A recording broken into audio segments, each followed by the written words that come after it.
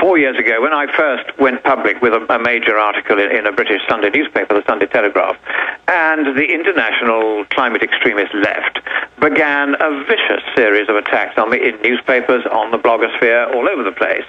And I thought this was very strange, because all I'd done was a quiet, quite large article. It got a certain amount of prominence. The website of the newspaper actually crashed because 127,000 people tried to access it in 2 hours after it was published. So it was very popular. But even so, this very extreme reaction, I'd never seen this before.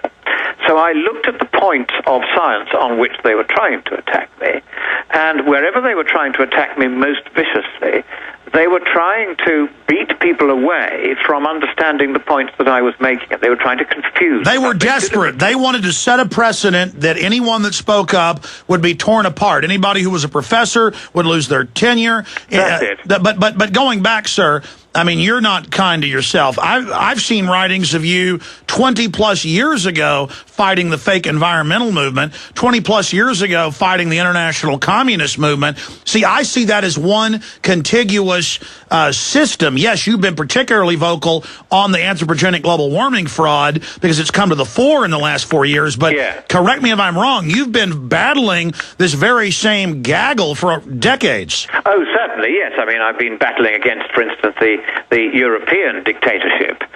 We no longer have democracy in Europe now. I've been fighting that for 20 or 30 years.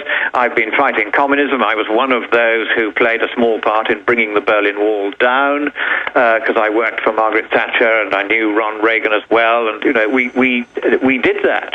And I was very honored to be a tiny, tiny cog in the great governmental machine of Margaret Thatcher for 4 years in number 10 Downing Street.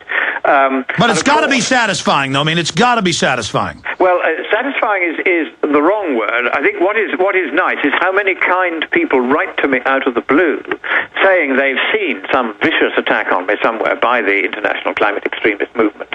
And they say, you know, the fact that you're still here after all these attacks on you tells us you must be doing something right, and you mustn't think that these people represent how people generally think. And a lot of people are very, very kind in getting in touch. Just a short email here or there saying, you know, we are so grateful that you are standing up and speaking out because somebody's got to, and you're using your platform. You know, they're very sweet about it, and it makes a lot of difference, that, because it's actually quite hard being in the firing line all the time and having the most unspeakable things done by people who ought to know better in journalism, in academia and elsewhere. And so I am very grateful to you and to others who do speak the occasional kind word, because it cheers me up no end. But, again, it's not just about talking about Lord Monckton today. I'm just holding you up because you deserve it as somebody who has gone through the fire and come out better on the other side. I mean, this is a giant criminal, premeditated seizure of all of human society, and you are traveling. I mean, I'm pretty young, and I'm in good shape, and I get exhausted when I fly around a bunch of places. I mean, you have been to the four corners of the earth. I have watched your labors, and I have seen you devastate the enemy.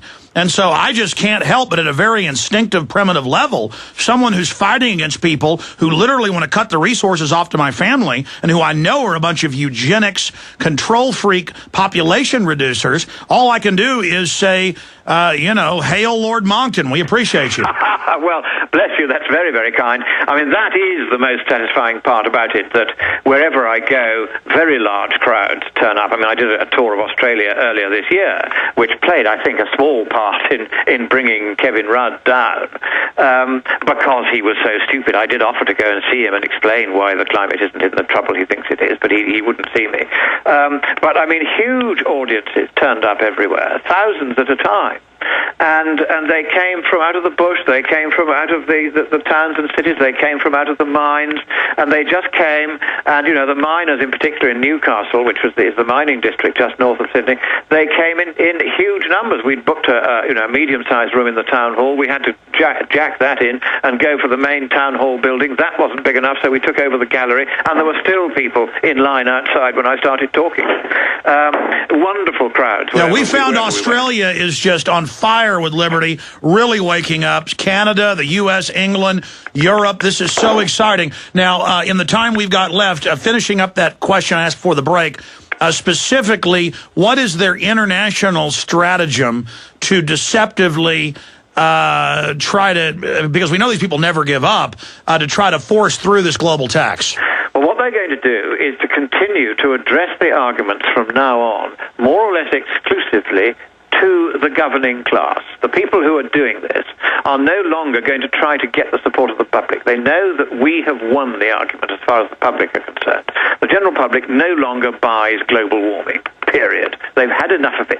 They don't want to be bored with it anymore. You'll see it less and less often now in even the most extreme left-wing media. They're just all realizing the public are simply tired of hearing people crying wolf.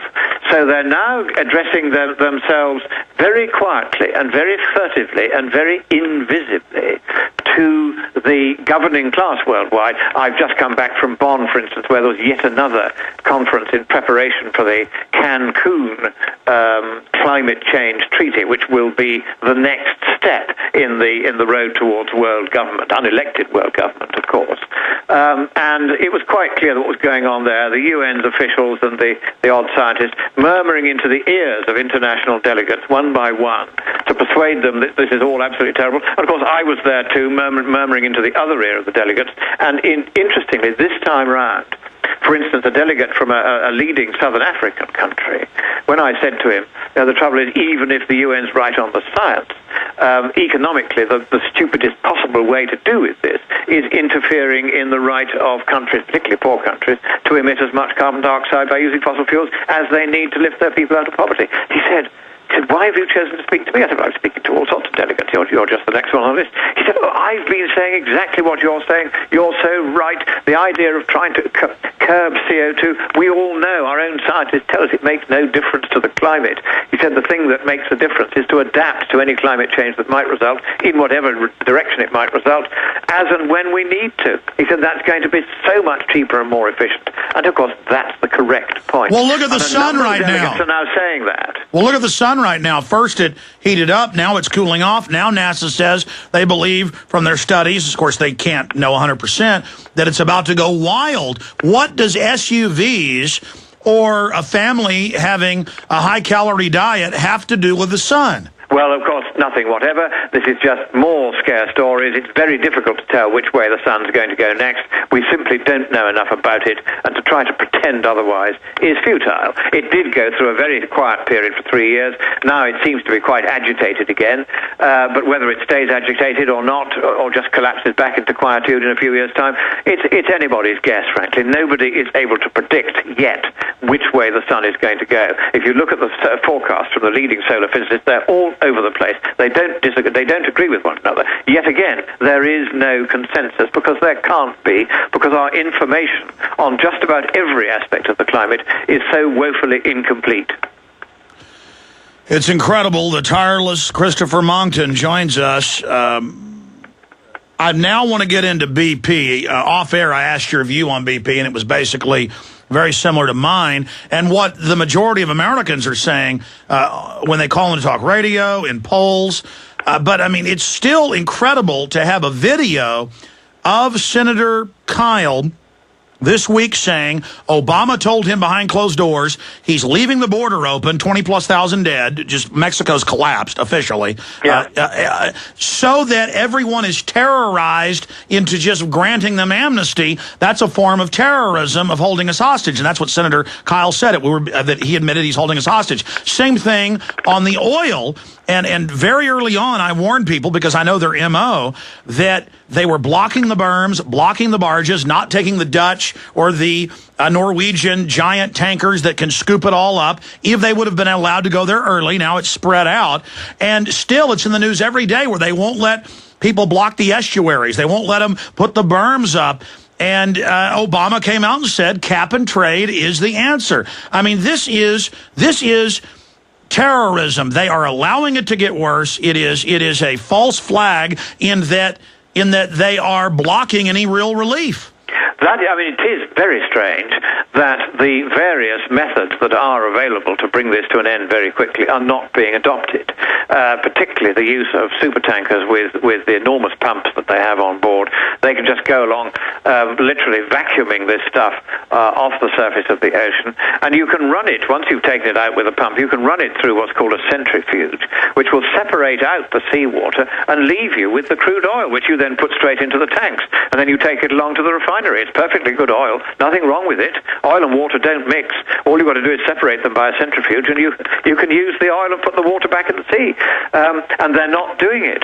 They're not doing it because I think Obama wants to do what the left so often do. They want to teach the oil industry a lesson and say, well, you've made this mess, we're not going to allow it to be cleaned up, so that everybody sees what a big mess it is. Now, that may sound